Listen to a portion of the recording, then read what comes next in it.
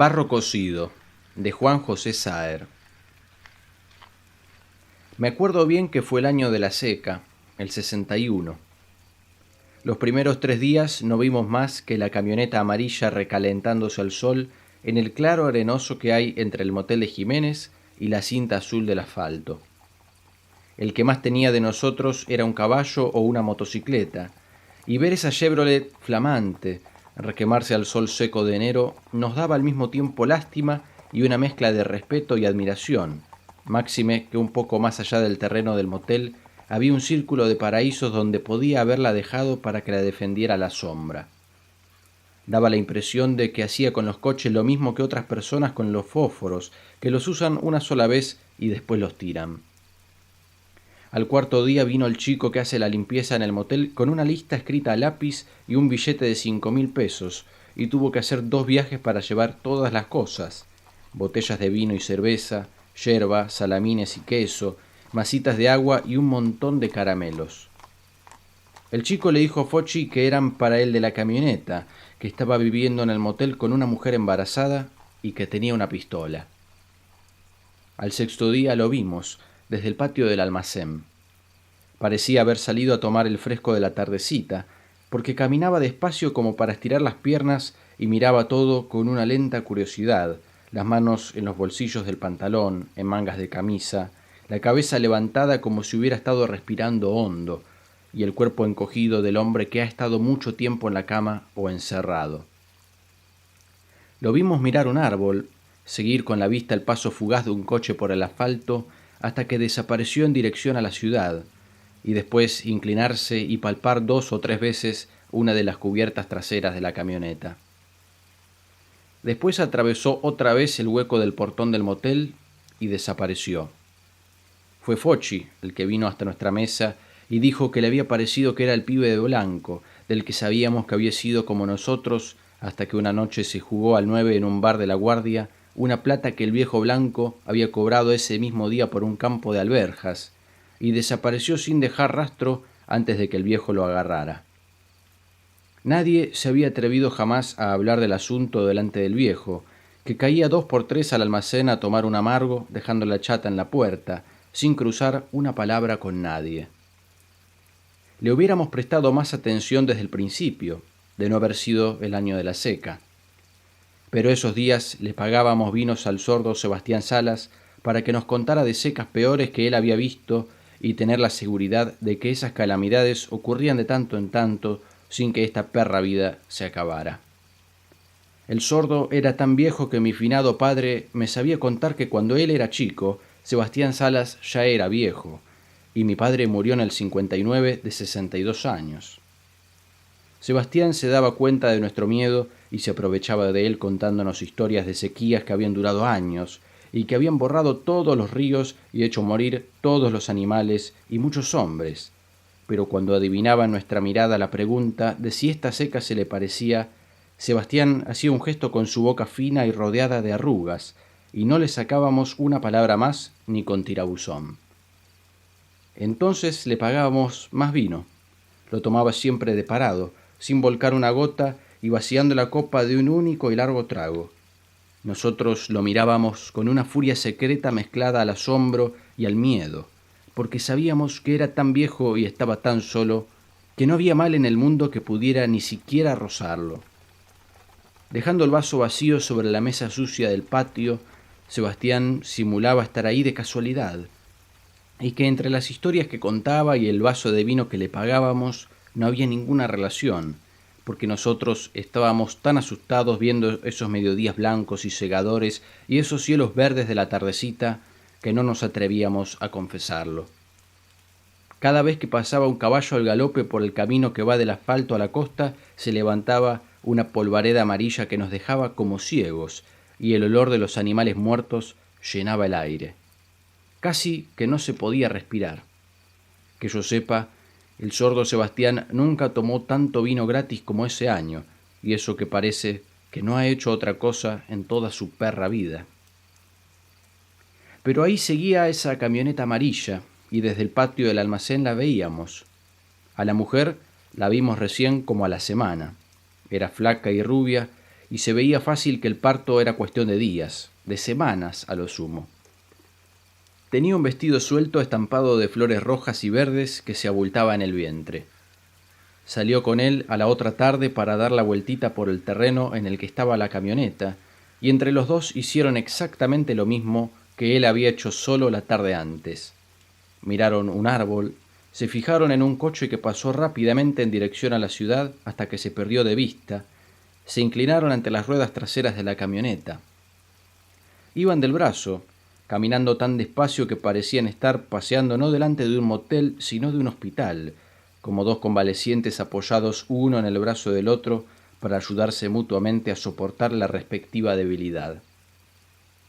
Fue justo en el momento en que atravesaron el portón del motel y desaparecieron de nuestra vista que la chata del viejo blanco llegó desde la costa levantando un polvo amarillo y se detuvo delante del almacén. El viejo ató las riendas en uno de los travesaños de la chata y entró en el almacén saludando serio al pasar delante de la mesa del patio. Al rato salió con su copa de amargo en la mano y se quedó parado cerca de la puerta, tomando cortos tragos, sin hablar, magro y quemado por el sol, el sombrero de paja ligeramente alzado y la mirada fija en los dos pesados caballos atados a la chata.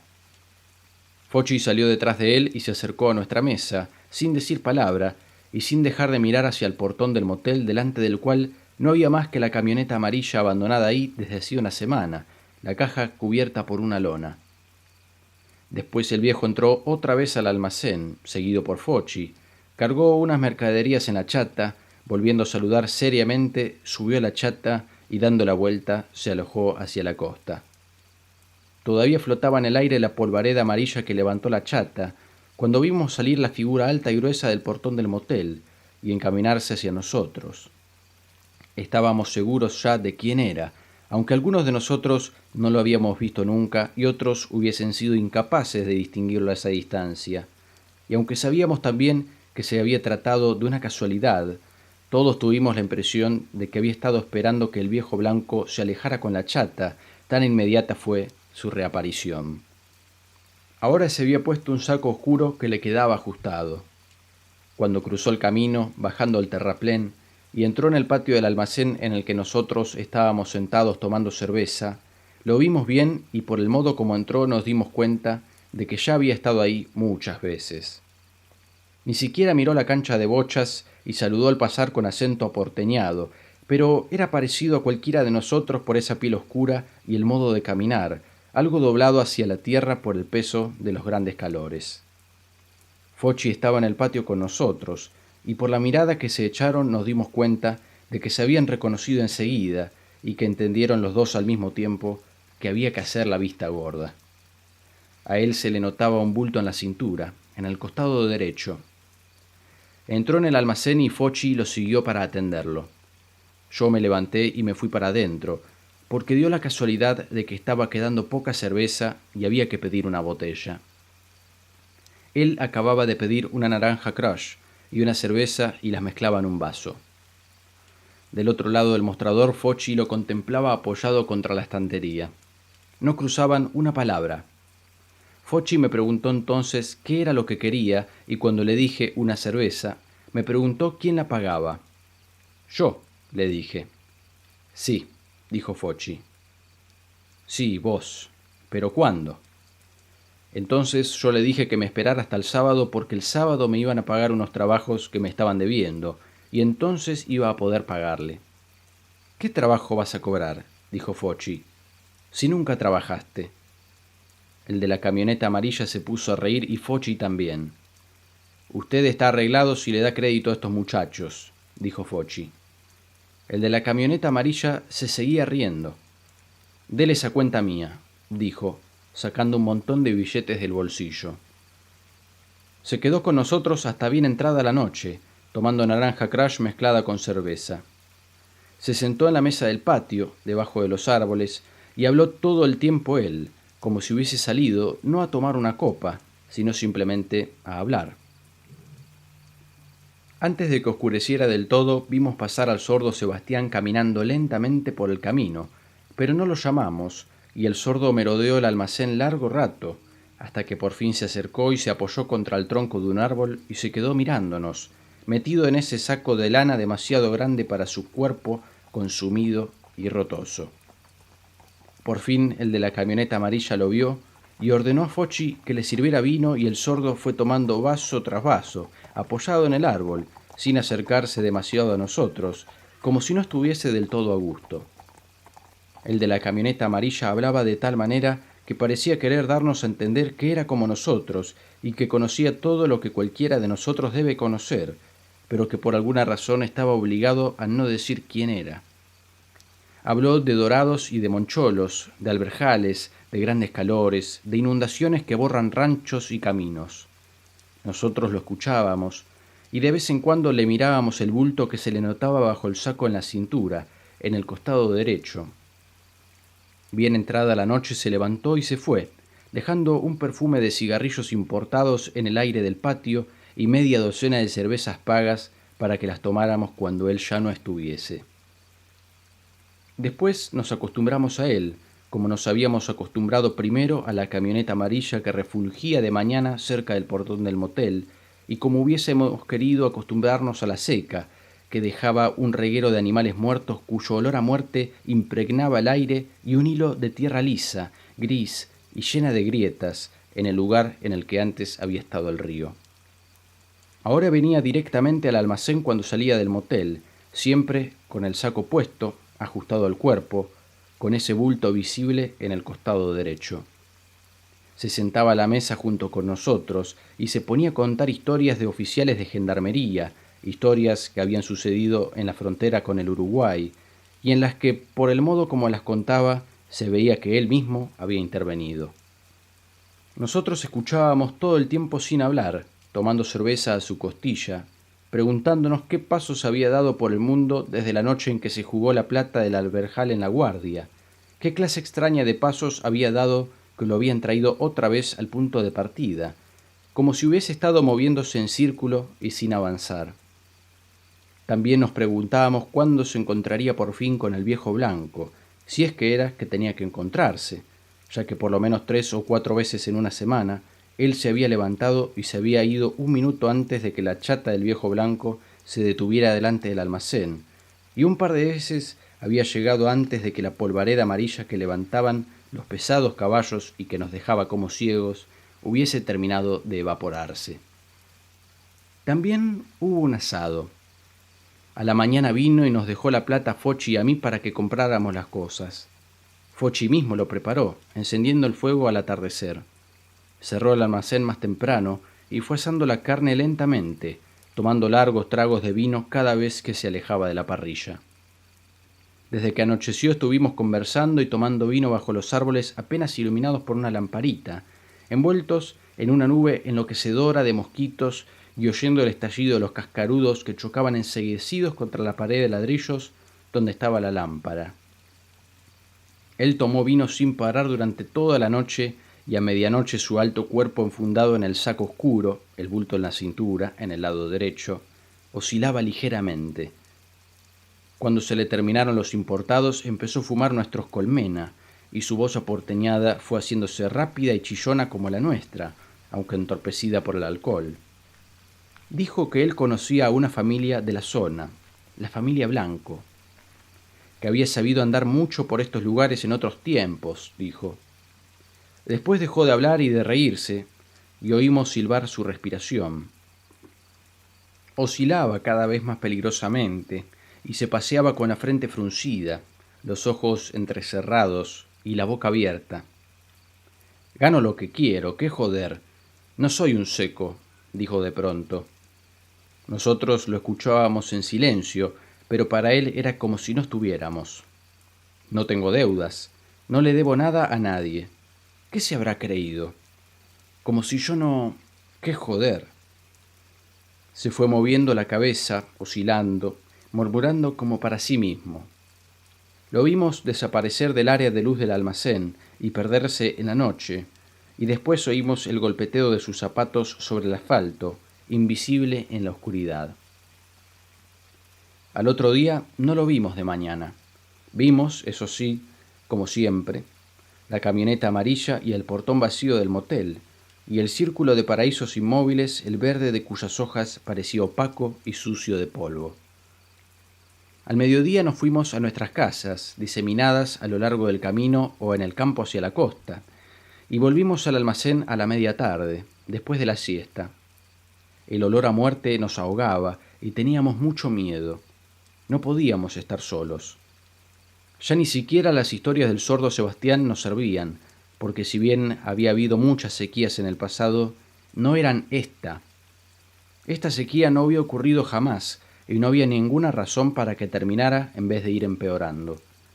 Así como no había habido ninguna razón para que las otras sequías terminaran con lluvia, ni había habido ninguna razón para que la sequía simplemente comenzara, no había ninguna razón que impidiera que esta sequía continuara indefinidamente, se extendiera cada vez más y acabara con todos nosotros. Todos pensábamos de esa manera, aunque no lo decíamos. Por eso nos sentábamos todas las tardes en el patio del almacén a tomar cerveza en silencio, bajo los árboles. Pero para el viejo Blanco no parecía haber sequía, ni ninguna otra cosa. Esa fue la impresión que nos dio cuando lo vimos bajar de la chata con ese aire agitado y febril que tienen los hombres cuando vuelven del trabajo. Nos saludó con seriedad y entró en el almacén. Llevaba una vara en la mano. Tenía unos sucios pantalones descoloridos y una sucia camisa gris, y cuando se sacó el sombrero para rascarse la cabeza canosa, vimos la línea blanca en la frente que separaba la parte oscura de la cara quemada por el sol de la que protegía el sombrero. Casi en el mismo momento en que el viejo entraba en el almacén, vimos emerger de la puerta del motel el alto cuerpo enfundado en el traje oscuro avanzando lentamente en dirección a nosotros. Se detuvo un momento a esperar el paso rápido y ruidoso de un gran ómnibus rojo y amarillo que hizo temblar la tierra, y cruzó el camino. Sonreía al acercarse. Instintivamente miramos el bulto que llevaba en el costado derecho, a la altura de la cintura. Estaba limpio y afeitado, y parecía haber dormido desde la noche anterior hasta un momento antes. Pasó junto a la chata sin verla. Se detuvo junto a nosotros y nos saludó, sin dejar de sonreír. Estaba arrimando una silla para sentarse en la rueda con nosotros, dando la espalda a la puerta del almacén, cuando adivinó algo en nuestra mirada y se dio vuelta, justo para ver al viejo Blanco en el momento en que salía del almacén con paso lento, reflexivo, con la copa de amargo en una mano y la vara en la otra. El viejo primero no lo reconoció o no lo miró. Fue comprendiendo despacio, palpando la cosa con cautela, efectuando un complicado rito de verificación, como si ciertos contactos de su cerebro, enmohecidos por la falta de uso, hubiesen necesitado un determinado tiempo para comenzar a funcionar con regularidad. Se quedaron tan quietos que no parecían ni respirar. El cuerpo del viejo, en la puerta del almacén, dirigido no hacia el de la camioneta, que se hallaba a un costado, sino más bien hacia la chata con los 2 caballos inmóviles, detenida enfrente suyo a una distancia de 5 metros. El viejo volvía al de la camioneta solamente la cabeza. Y el de la camioneta, con la boca abierta en una semisonrisa, tenía todavía la mano izquierda apoyada en el respaldar de la silla. Después, todo fue tan rápido que apenas si se puede contar. El viejo salió de su inmovilidad saltando hacia adelante con la vara en alto y empezó a golpear al de la camioneta furiosamente.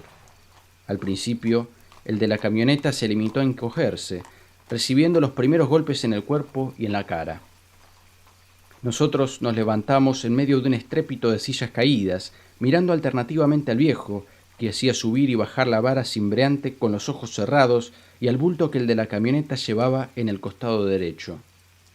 Fochi salió corriendo del almacén y se paró en la puerta. No se oía más que el silbido cimbreante de la vara y el ruido seco de los golpes contra el cuerpo del de la camioneta, pero cuando el de la camioneta cayó al suelo y empezó a sangrar, empezamos a oír también la respiración enfurecida del viejo y el jadeo del de la camioneta que empezó a arrastrarse por el suelo hasta que lo detuvo la pared de ladrillos. Le saltaron las lágrimas. El viejo siguió golpeando hasta que vio que el otro dejaba de moverse. Cuando detuvo la vara vimos que no había dejado en ningún momento de apretar el vaso de amargo, y que lo había quebrado con la mano, de la que salía un chorro de sangre.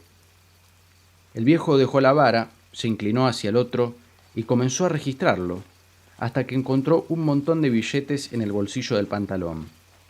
Separó 2 o 3, los contó, volvió a contarlos y dejando el resto de los billetes diseminados por el suelo, se guardó los que había separado. Después subió a la chata, dio la vuelta y se alejó hacia la costa, levantando una polvareda amarilla que nos dejó como ciegos. El de la camioneta fue incorporándose lentamente, pegado a la pared. Nosotros lo contemplábamos sin movernos. Estaba oscureciendo, y después que recogió los billetes y se sacudió torpemente la ropa, se alejó hacia el motel sin saludar, cruzándose en el camino con el sordo Sebastián, que bajaba hacia el almacén y que ni siquiera lo miró. Lo vimos alejarse oscilando como la noche antes, la ropa manchada de polvo y el brazo izquierdo colgando como sin vida.